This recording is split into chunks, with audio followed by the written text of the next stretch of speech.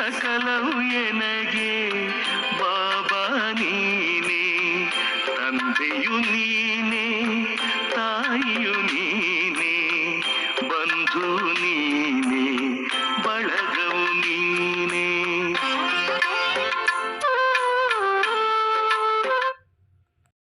ಓಂ ಶಾಂತಿ. ಮಧುರಾತಿ ಮಧುರ ಶಿವ ಪರಮಾತ್ಮ ತಂದೆಯ ಮಧುರ ಮಹಾವಾಕ್ಯವನ್ನು ಕೇಳೋಣ. ಇಂದಿನ ಮುರಳಿಯ ದಿನಾಂಕವಾಗಿದೆ 4/7/2026. ಪ್ರಾತಃ ಮುರಳಿ ಬಾಪ್ತಾದ ಮಧುಬನ್.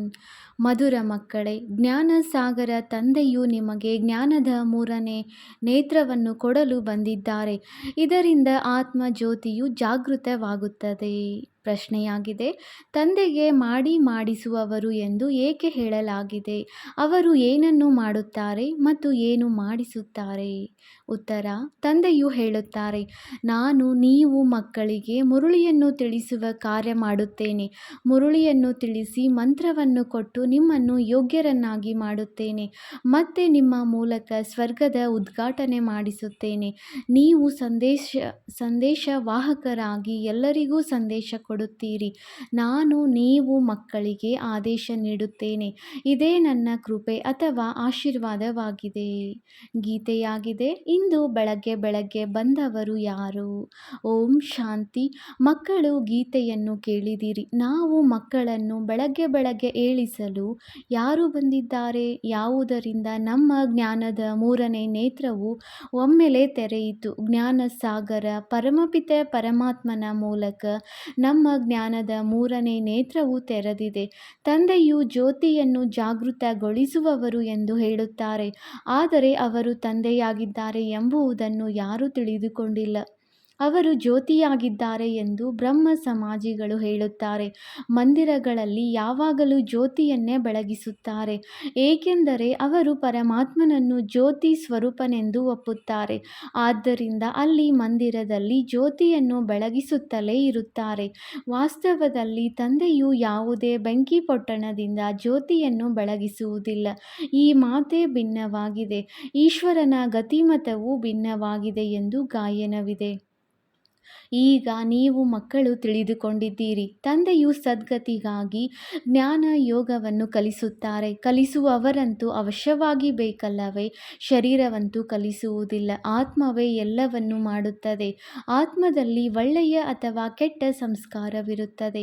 ಈ ಸಮಯದಲ್ಲಿ ರಾವಣನ ಪ್ರವೇಶತೆಯಾಗಿರುವ ಕಾರಣ ಮನುಷ್ಯರ ಸಂಸ್ಕಾರವು ಕೆಟ್ಟದಾಗಿರುತ್ತದೆ. ಅರ್ಥಾತ್ ಪಂಚವಿಕಾರಗಳ ಪ್ರವೇಶತೆಯಾಗಿದೆ. ದೇವತೆಗಳಲ್ಲಿ ಈ ಪಂಚವಿಕಾರಗಳು ಇರುವುದಿಲ್ಲ. ಭಾರತದಲ್ಲಿ ದೈವಿ ಸ್ವರಾಜ್ಯವಿದ್ದಾಗ ಈ ಕೆಟ್ಟ ಸಂಸ್ಕಾರವೂ ಇರಲಿಲ್ಲ.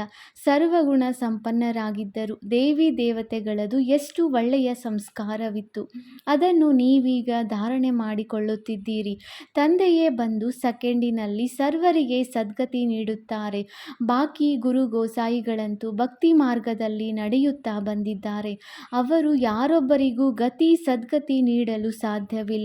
ತಂದೆಯು ಬರುತ್ತಿದ್ದಂತೆಯೇ ಸರ್ವರ ಸದ್ಗತಿಯಾಗುತ್ತದೆ.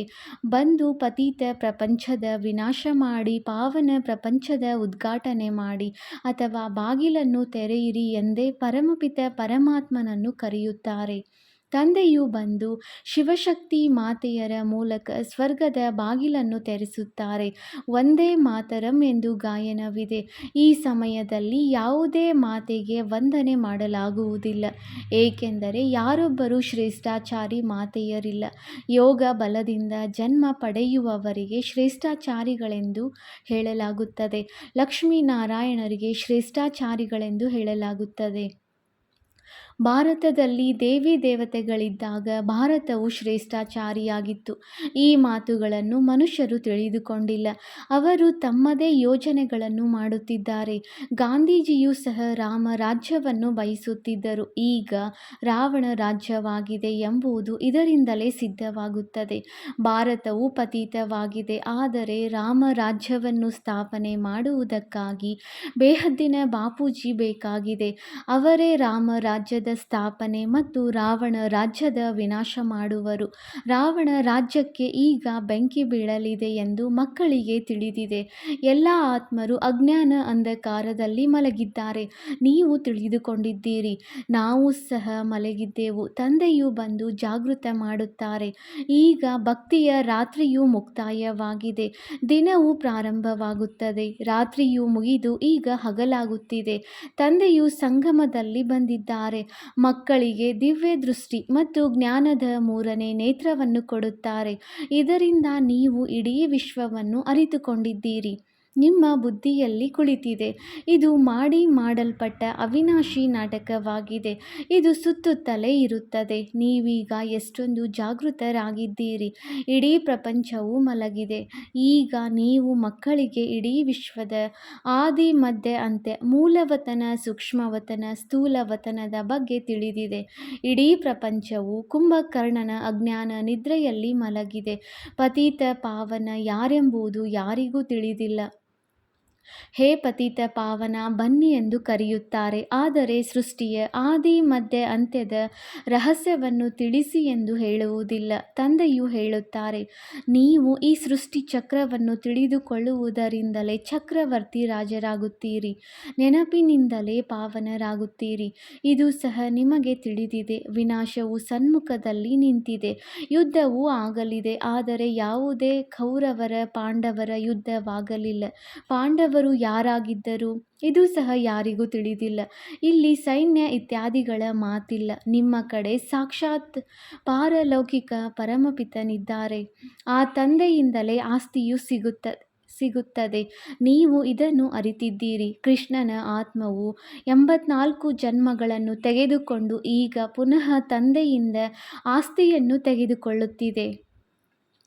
ವಿಶ್ವದ ಚರಿತ್ರೆ ಭೂಗೋಳವು ಪುನರಾವರ್ತನೆಯಾಗುತ್ತಿದೆ. ಈಗ ನೀವು ಮಕ್ಕಳು ವಿನಾಶಕ್ಕೆ ಮೊದಲೇ ಸತೋಪ್ರಧಾನರು ಆಗಬೇಕಾಗಿದೆ. ಗೃಹಸ್ಥ ವ್ಯವಹಾರದಲ್ಲಿರುತ್ತಾ ಕಮಲ ಪುಷ್ಪ ಸಮಾನ ಪವಿತ್ರರು ಆಗಿರಬೇಕಾಗಿದೆ. ಭಗವಾನ್ ವಾಚ್, ಗೃಹಸ್ಥ ವ್ಯವಹಾರದಲ್ಲಿರುತ್ತಾ ಇದೊಂದು ಜನ್ಮ ಪವಿತ್ರರಾಗಿರಿ ಎಂದು ಗಾಯನವಿದೆ. ಕಳೆದದ್ದು ಕಳೆದು ಹೋಯಿತು. ಇದಂತೂ ಡ್ರಾಮಾದಲ್ಲಿ ನಿಗದಿಯಾಗಿದೆ.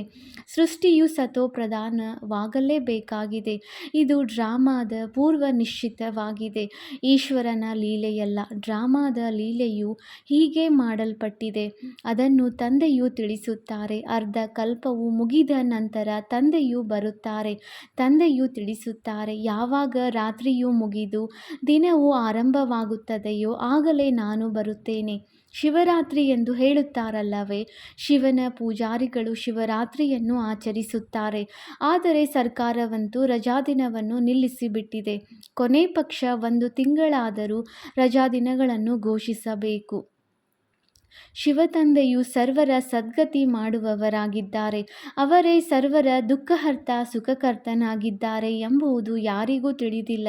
ಅವರ ಜಯಂತಿಯನ್ನಂತೂ ಬಹಳ ವಿಜೃಂಭಣೆಯಿಂದ 1 ತಿಂಗಳವರೆಗೆ ಎಲ್ಲ ಧರ್ಮದವರು ಆಚರಿಸಬೇಕಾಗಿದೆ. ಏಕೆಂದರೆ ವಿಶೇಷವಾಗಿ ತಂದೆಯು ಬಂದು ಭಾರತಕ್ಕೆ ಸದ್ಗತಿ ನೀಡುತ್ತಾರೆ. ಭಾರತವು ಸ್ವರ್ಗವಾಗಿದ್ದಾಗ ದೇವಿ ದೇವತೆಗಳ ರಾಜ್ಯವಿತ್ತು. ಆ ಸಮಯದಲ್ಲಿ ಮತ್ಯಾವುದೇ ಧರ್ಮವಿರಲಿಲ್ಲ. ದೇವತೆಗಳು ವಿಶ್ವದ ಮಾಲೀಕರಾಗಿದ್ದರು.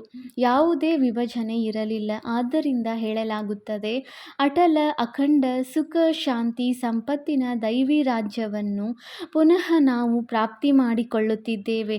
ಬೇಹದ್ದಿನ ತಂದೆಯಿಂದ ಬೇಹದ್ದಿನ ಆಸ್ತಿಯು 5000 ವರ್ಷಗಳ ಮೊದಲು ಸಿಕ್ಕಿತ್ತು. ಸೂರ್ಯವಂಶಿ ಚಂದ್ರವಂಶೀಯರ ರಾಜ್ಯದಲ್ಲಿ ದುಃಖದ ಹೆಸರು ಇರಲಿಲ್ಲ. ಅದಕ್ಕಾಗಿಯೇ ರಾಮ ಪ್ರಜೆ ಎಂದು ಗಾಯನವಿದೆ. ಅಲ್ಲಿ ಯಾವುದೇ ಅಧರ್ಮದ ಮಾತು ಇರುವುದಿಲ್ಲ. ತಂದೆಯು ನಿಮಗೆ ಬ್ರಹ್ಮ ಮತ್ತು ವಿಷ್ಣುವಿನ ಬಗ್ಗೆ ತಿಳಿಸಿದ್ದಾರೆ. ಇವರಿಬ್ಬರಿಗೂ ಪರಸ್ಪರ ಏನು ಸಂಬಂಧವಿದೆ ಎಂದು. ವಿಷ್ಣುವಿನ ನಾಭಿ ಕಮಲದಿಂದ ಬ್ರಹ್ಮನು ಹೊರಬಂದನು. ಇದು ಎಂತಹ ಅದ್ಭುತ ಚಿತ್ರವನ್ನು ಮಾಡಿದ್ದಾರೆ. ತಂದೆಯು ತಿಳಿಸುತ್ತಾರೆ, ಈ ಲಕ್ಷ್ಮೀ ನಾರಾಯಣರೇ ಅಂತ್ಯದಲ್ಲಿ ಬಂದು ಬ್ರಹ್ಮ ಸರಸ್ವತಿ ಜಗದಂಬ ಜಗತ್ಪಿತನಾಗಿದ್ದಾರೆ. ಇವರಿಬ್ಬರು ಪುನಃ ವಿಷ್ಣು ಅರ್ಥಾತ್ ಲಕ್ಷ್ಮೀನಾರಾಯಣರಾಗುತ್ತಾರೆ. ತಂದೆಯು ತಿಳಿಸುತ್ತಾರೆ, ಯಾವುದೆಲ್ಲ ಚಿತ್ರಗಳನ್ನು ನೋಡುತ್ತೀರೋ ಇದರಲ್ಲಿ ಯಾವುದೂ ಯಥಾರ್ಥವಲ್ಲ. ಶಿವನ ದೊಡ್ಡ ಚಿತ್ರವನ್ನು ತೋರಿಸುತ್ತಾರೆ, ಅದು ಸಹ ಅಯಥಾರ್ಥವಾಗಿದೆ. ಭಕ್ತಿಯ ಕಾರಣ ದೊಡ್ಡ ಗಾತ್ರದಲ್ಲಿ ಮಾಡಿದ್ದಾರೆ, ಇಲ್ಲದಿದ್ದರೆ ಬಿಂದುವಿಗೆ ಹೇಗೆ ಪೂಜೆ ಮಾಡುವುದು? ಮತ್ತೆ ಬ್ರಹ್ಮ ವಿಷ್ಣು ಶಂಕರನ ಬಗ್ಗೆಯೂ ತಿಳಿದುಕೊಂಡಿಲ್ಲ. ತ್ರಿಮೂರ್ತಿ ಬ್ರಹ್ಮ ಎಂದು ಹೇಳುತ್ತಾರೆ. ಬ್ರಹ್ಮನ ಮೂಲಕ ಸ್ಥಾಪನೆ, ವಿಷ್ಣುವಿನ ಮೂಲಕ ಪಾಲನೆ ಎಂಬುದನ್ನು ಹೇಳುತ್ತಾರೆ. ಆದರೆ ಬ್ರಹ್ಮನಂತೂ ಸ್ಥಾಪನೆ ಮಾಡುವುದಿಲ್ಲ. ಬ್ರಹ್ಮನು ಸ್ವರ್ಗದ ಸ್ಥಾಪನೆ ಮಾಡುವರೇ ಇಲ್ಲ, ಪರಮಪಿತ ಪರಮಾತ್ಮನೇ ಸ್ಥಾಪನೆ ಮಾಡುತ್ತಾರೆ. ಈ ಬ್ರಹ್ಮ ತಂದೆಯವರ ಆತ್ಮವಂತೂ ಪತಿತನಾಗಿದೆ. ಇವರಿಗೆ ವ್ಯಕ್ತ ಬ್ರಹ್ಮನೆಂದು ಹೇಳಲಾಗುತ್ತದೆ. ಇದೇ ಆತ್ಮವು ಪಾವನವಾಗಿ ಮತ್ತೆ ಹೊರಟು ಹೋಗುವುದು. ನಂತರ ಸತ್ಯಯುಗದಲ್ಲಿ ಇವರೇ ನಾರಾಯಣನಾಗುತ್ತಾರೆ. ಅಂದ ಮೇಲೆ ಪ್ರಜಾಪಿತ ಬ್ರಹ್ಮನು ಅವಶ್ಯವಾಗಿ ಇಲ್ಲಿಯೇ ಬೇಕಲ್ಲವೇ? ಆದರೆ ಚಿತ್ರವನ್ನು ಅಲ್ಲಿ ತೋರಿಸಿದ್ದಾರೆ. ಹೇಗೆ? ವಾಸ್ತವದಲ್ಲಿ ಈ ಜ್ಞಾನದ ಅಲಂಕಾರಗಳು ನಿಮ್ಮದಾಗಿವೆ, ಆದರೆ ವಿಷ್ಣುವಿಗೆ ತೋರಿಸಿದ್ದಾರೆ. ನೌದಾ ಭಕ್ತಿಯಲ್ಲಿಯೂ ಸಾಕ್ಷಾತ್ಕಾರವಾಗುತ್ತದೆ. ಮೀರಾಳ ಹೆಸರಿನ ಗಾಯನವೂ ಇದೆಯಲ್ಲವೇ? ಪುರುಷನಲ್ಲಿ ಮೊಟ್ಟ ಮೊದಲನೇ ಭಕ್ತ ನಾರದನೆಂದು, ಮಾತೆಯರಲ್ಲಿ ಮೀರಾ ಎಂದು ಗಾಯನವಿದೆ. ನೀವೀಗ ನಾರಾಯಣ ಅಥವಾ ಲಕ್ಷ್ಮಿಯನ್ನು ವರಿಸುವುದಕ್ಕಾಗಿ ಈ ಜ್ಞಾನ ಕೇಳುತ್ತಿದ್ದೀರಿ. ನಿಮ್ಮದೇ ಸ್ವಯಂವರವಾಗುತ್ತದೆ. ಸಭೆಯಲ್ಲಿ ಬಂದು ನಾನು ಲಕ್ಷ್ಮಿಯನ್ನು ವರಿಸಬಲ್ಲೆನೆ ಎಂದು ನಾರದನು ಕೇಳಿದನೆಂದು ತೋರಿಸುತ್ತಾರೆ. ನೀವೀಗ ಲಕ್ಷ್ಮಿಯನ್ನು ವರಿಸಲು ಯೋಗ್ಯರಾಗುತ್ತಿದ್ದೀರಿ. ಬಾಕಿ ಅವೆಲ್ಲವೂ ಭಕ್ತಿ ಮಾರ್ಗದ ಕಥೆಗಳಾಗಿವೆ. ತಂದೆಯು ಸತ್ಯ ಮಾತನ್ನು ತಿಳಿಸುತ್ತಾರೆ. ಲಕ್ಷ್ಮಿ ಇರುವುದು ಸತ್ಯಯುಗದಲ್ಲಿ, ನಾರದ ಭಕ್ತನಿರುವುದು ದ್ವಾಪರದಲ್ಲಿ. ಅಂದ ಮೇಲೆ ನಾರದನು ಸತ್ಯಯುಗದಲ್ಲಿ ಎಲ್ಲಿಂದ ಬಂದನು? ರಾಧೆ ಕೃಷ್ಣನಿಗೆ ಸ್ವಯಂವರದ ನಂತರ ಲಕ್ಷ್ಮೀನಾರಾಯಣ ಎಂದು ಹೆಸರಿಡಲಾಗುತ್ತದೆ. ಎಷ್ಟು ಅಜ್ಞಾನ ಅಂಧಕಾರವಿದೆ! ತಂದೆಯು ಕಲ್ಯಾಣಕಾರಿಯಾಗಿದ್ದಾರೆ. ನಿಮ್ಮನ್ನು ಸಹ ಕಲ್ಯಾಣಕಾರಿಗಳನ್ನಾಗಿ ಮಾಡುತ್ತಾರೆ. ಅನ್ಯರಿಗೆ ಹೇಗೆ ತಿಳಿಸಬೇಕೆಂದು ಈಗ ವಿಚಾರ ಸಾಗರ ಮಂಥನ ಮಾಡಬೇಕಾಗಿದೆ. ತಂದೆಯು ತಿಳಿಸುತ್ತಾರೆ, ಚಿತ್ರ ಇತ್ಯಾದಿಗಳನ್ನು ಹೇಗೆ ರಚಿಸಿದ್ದಾರೆ. ಗಾಂಧೀಜಿಯ ನಾಭಿಯಿಂದ ನೆಹರು ಬಂದರು. ಈಗ ವಿಷ್ಣು ದೇವತೆಯಲ್ಲಿ, ಆ ಮನುಷ್ಯರಲ್ಲಿ ಇವೆಲ್ಲ ಮಾತುಗಳನ್ನು ನೀವು ಮಕ್ಕಳು ತಿಳಿದುಕೊಳ್ಳುತ್ತೀರಿ. ಬೇಹದ್ದಿನ ತಂದೆಯು ನಮಗೆ ಓದಿಸುತ್ತಾರೆಂದು ನಿಮಗೆ ನಂಬರ್ ವಾರ್ ಖುಷಿಯಿದೆ. ಇದನ್ನಂತೂ ಎಂದೂ ಹೇಳಿಲ್ಲ, ಏಕೆಂದರೆ ಗೀತೆಯನ್ನು ಕೃಷ್ಣ ಭಗವಾನ್ ವಾಚ್ ಎಂದು ಬರೆದು ಬಿಟ್ಟಿದ್ದಾರೆ. ಭಗವಂತನು ಯಾವಾಗ ಬಂದರು, ಯಾವಾಗ ಬಂದು ಗೀತೆಯನ್ನು ತಿಳಿಸಿದರು? ತಿಥಿ ತಾರೀಕು ಏನೂ ಇಲ್ಲ. ಕಲ್ಪದ ಆಯಸ್ಸು ಲಕ್ಷಾಂತರ ವರ್ಷಗಳೆಂದು ಹೇಳುತ್ತಾರೆ. ಯಾರ ಬುದ್ಧಿಯಲ್ಲಿಯೂ ಬರುವುದಿಲ್ಲ. ಈಗ ತಂದೆಯು ಕುಳಿತು ಮಕ್ಕಳಿಗೆ ತಿಳಿಸುತ್ತಾರೆ. ಬ್ರಾಹ್ಮಣ ವೃಕ್ಷವು ವೃದ್ಧಿಯಾಗುತ್ತಾ ಇರುತ್ತದೆ. ವೃದ್ಧಿಯಾಗಿ ಬಹಳಷ್ಟು ಮಂದಿ ಮಕ್ಕಳಾಗುವರು. ನೀವು ಮಕ್ಕಳು ತಿಳಿದುಕೊಂಡಿದ್ದೀರಿ, ವರ್ಣಗಳಲ್ಲಿ ಹೇಗೆ ಸುತ್ತುತ್ತೇವೆ. ನಾವು ಬ್ರಾಹ್ಮಣರ ವರ್ಣವು ಎಲ್ಲದಕ್ಕಿಂತ ಶ್ರೇಷ್ಠವಾಗಿದೆ. ನಾವು ಭಾರತದ ಗುಪ್ತವಾದ ಸತ್ಯ ಆತ್ಮಿಕ ಸಮಾಜ ಸೇವಕರಾಗಿದ್ದೇವೆ. ಪರಮಪಿತ ಪರಮಾತ್ಮನು ನಮ್ಮಿಂದ ಸೇವೆ ಮಾಡಿಸುತ್ತಿದ್ದಾರೆ. ನಾವು ಆತ್ಮಿಕ ಸೇವೆ ಮಾಡುತ್ತೇವೆ, ಅವರು ದೈಹಿಕ ಸೇವೆ ಮಾಡುತ್ತಾರೆ. ನೀವು ಭಾರತಕ್ಕೆ ಏನು ಸೇವೆ ಮಾಡುತ್ತೀರಿ ಎಂದು ನಿಮ್ಮನ್ನು ಕೇಳುತ್ತಾರೆ. ಆಗ ತಿಳಿಸಿರಿ, ನಾವು ಆತ್ಮಿಕ ಸೇವಾದಾರಿಗಳಾಗಿದ್ದೇವೆ. ಸ್ವರ್ಗದ ಉದ್ಘಾಟನೆ ಮಾಡಿಸುತ್ತಿದ್ದೇವೆ, ಸ್ಥಾಪನೆ ಮಾಡಿಸುತ್ತಿದ್ದೇವೆ. ಶಿವತಂದೆಯು ಮಾಡಿಸುವವರಾಗಿದ್ದಾರೆ. ಅವರು ಮಾಡಿಸುತ್ತಿದ್ದಾರೆ ಮತ್ತು ತಾನು ಮಾಡುತ್ತಾರೆ. ಮುರುಳಿಯನ್ನು ಯಾರು ನುಡಿಸುತ್ತಾರೆ ಅಂದಾಗ ತಂದೆಯು ಕರ್ಮ ಮಾಡುತ್ತಾರೆ. ನಿಮಗೂ ಹೀಗೆ ಮಾಡಿರಿ ಎಂದು ಕಲಿಸುತ್ತಾರೆ. ಮನ್ಮನಾಭವ ಮಂತ್ರವನ್ನು ಕೊಡುತ್ತಾರೆ ಅಂದಾಗ ಕರ್ಮವನ್ನು ಕಲಿಸಿದಂತಾಯಿತಲ್ಲವೇ? ನಂತರ ಅನ್ಯರಿಗೂ ಕಲಿಸಿಕೊಡಿ ಎಂದು ನಿಮಗೆ ಹೇಳುತ್ತಾರೆ. ಆದ್ದರಿಂದ ಅವರಿಗೆ ಮಾಡಿಸುವವರು ಎಂದು ಹೇಳಲಾಗುತ್ತದೆ. ನೀವು ಮಕ್ಕಳು ಸಹ ಇದೇ ಶಿಕ್ಷಣವನ್ನು ಕೊಡುತ್ತೀರಿ. ತಂದೆಯನ್ನು ನೆನಪು ಮಾಡಿ ಮತ್ತು ಆಸ್ತಿಯನ್ನು ನೆನಪು ಮಾಡಿ. ನೀವು ಮಕ್ಕಳು ಇದೇ ಸಂದೇಶವನ್ನು ಕೊಡಬೇಕಾಗಿದೆ. ಅನ್ಯರಿಗೆ ಸಂದೇಶ ಕೊಟ್ಟು ತಾನು ನೆನಪಿನಲ್ಲಿ ಇಲ್ಲವೆಂದರೆ ಏನಾಗುವುದು? ಅನ್ಯರು ಮಾತ್ರ ಪುರುಷಾರ್ಥ ಮಾಡಿ ಮೇಲೇರುತ್ತಾರೆ. ಸಂದೇಶವನ್ನು ಕೊಡುವವರು ಹಿಂದು ಉಳಿಯುತ್ತೀರಿ. ನೆನಪಿನ ಪುರುಷಾರ್ಥ ಮಾಡದಿದ್ದರೆ ಅಷ್ಟು ಶ್ರೇಷ್ಠ ಪದವಿಯನ್ನು ಪಡೆಯಲು ಸಾಧ್ಯವಿಲ್ಲ. ಸಂದೇಶವನ್ನು ಪಡೆದವರು ನೆನಪಿನ ಯಾತ್ರೆಯಿಂದ ಪಾವನರಾಗಿ ಬಿಡುತ್ತಾರೆ. ಹೇಗೆ ತಂದೆಯು ಬಂಧನದಲ್ಲಿ ಇರುವವರ ಉದಾಹರಣೆ ನೀಡುತ್ತಾರೆ, ಅವರು ಹೆಚ್ಚು ನೆನಪಿನಲ್ಲಿರುತ್ತಾರೆ. ತಂದೆಯನ್ನು ನೋಡಿರದಿದ್ದರೂ ಸಹ ಪತ್ರ ಬರೆಯುತ್ತಾರೆ. ಬಾಬಾ, ನಾವು ನಿಮ್ಮವರು ಆಗಿಬಿಟ್ಟಿದ್ದೇವೆ, ನಾವು ಖಂಡಿತವಾಗಿಯೂ ಪವಿತ್ರರಾಗಿರುತ್ತೇವೆ ಎಂದು. ನೀವು ಮಕ್ಕಳಿಗೆ ತಂದೆಯ ಜೊತೆ ಪ್ರೀತಿ ಬುದ್ಧಿ ಇದೆ. ನಿಮ್ಮದೇ ಮಾಲೆಯೂ ಮಾಡಲ್ಪಟ್ಟಿದೆ. ವಿಷ್ಣುವಿನ ಮಾಲೆ ಮತ್ತು ರುದ್ರಾಕ್ಷಿ ಮಾಲೆಯಲ್ಲಿ ಮೇಲೆ ಜೋಡಿ ಮಣಿಗಳಿವೆ. ಮಾಲೆಯನ್ನು ಕೈಗೆತ್ತಿಕೊಂಡ ಕೂಡಲೇ ಮೊದಲು ಹೂ ಮತ್ತು 2 ಮಣಿಗಳು ಕೈಗೆ ಬರುತ್ತವೆ. ಅದಕ್ಕೆ ನಮಸ್ಕರಿಸುತ್ತಾರೆ. ಅದರ ನಂತರ ಇಡೀ ಮಾಲೆಯನ್ನು ಜಪಿಸುತ್ತಾರೆ. ನೀವು ಭಾರತವನ್ನು ಸ್ವರ್ಗವನ್ನಾಗಿ ಮಾಡುತ್ತಿದ್ದೀರಿ. ಆದ್ದರಿಂದ ಈ ಮಾಲೆಯು ನಿಮ್ಮದೇ ನೆನಪಾರ್ಥವಾಗಿದೆ. ತಂದೆಯು ಈ ಗೀತಾ ಜ್ಞಾನ ಯಜ್ಞವನ್ನು ರಚಿಸಿದ್ದಾರೆ. ಇದರಲ್ಲಿ ಇಡೀ ಹಳೆಯ ಪ್ರಪಂಚವೇ ಸ್ವಾಹ ಆಗುವುದು. ತಂದೆಯು ಅತೀ ಪ್ರಿಯನಾಗಿದ್ದಾರೆ.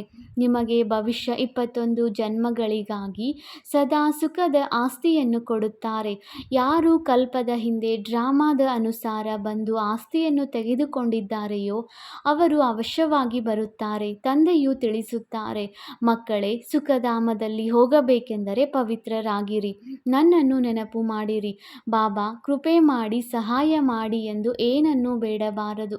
ನಾನಂತೂ ಎಲ್ಲರಿಗೂ ಸಹಯೋಗ ನೀಡುತ್ತೇನೆ, ಆದರೆ ಪುರುಷಾರ್ಥವನ್ನಂತೂ ನೀವೇ ಮಾಡಬೇಕಾಗಿದೆ.